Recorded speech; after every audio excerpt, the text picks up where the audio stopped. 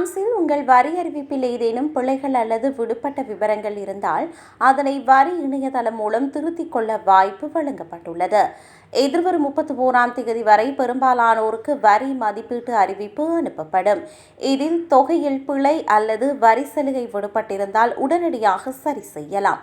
Online அல்லது தபால் மூலம் தாக்கல் செய்யப்பட்ட 2025ஆம் ஆண்டு வருமான வரி அறிக்கையை திருத்தும் சேவையை வரித்துறை நேற்று முதல் மீண்டும் திறந்துள்ளது. வரி இணையதளத்தில் உள்ள உங்கள் தனிப்பட்ட கணக்கில் ஆன்லைன் கரெக்ஷன் பகுதிக்கு சென்று நவம்பர் இறுதி வரை இந்த திருத்தங்களை செய்து கொள்ளலாம். குடும்ப நிலை மாற்றம், திருமணம், விவாகரத்து அல்லது வங்கி விவர பிழைகள் போன்ற சில தகவல்களை இந்த ஆன்லைன் சேவை மூலம் மாற்ற முடியாது என்பதை நினைவில் கொள்ள வேண்டும். குடும்ப நிலை மாற்றங்களுக்கு செக்யூர்ட் மெசேஜிங் முறையையும் வங்கி விவரங்களுக்கு அப்டேட் யுவர் பேங்க் டீடைல்ஸ் என்ற பொத்தானையும் பயன்படுத்த வேண்டும்.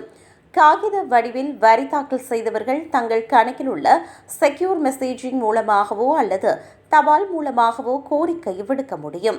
காலதாமதமின்றி சரியான நேரத்தில் அறிக்கை தாக்கல் செய்திருந்தால் திருத்தங்களுக்கு அபராதம் விதிக்கப்படாது. மாறாக மறைக்கப்பட்ட புதிய வருமானத்திற்கு மாதத்திற்கு 0.20% வட்டி விதிக்கப்படலாம்.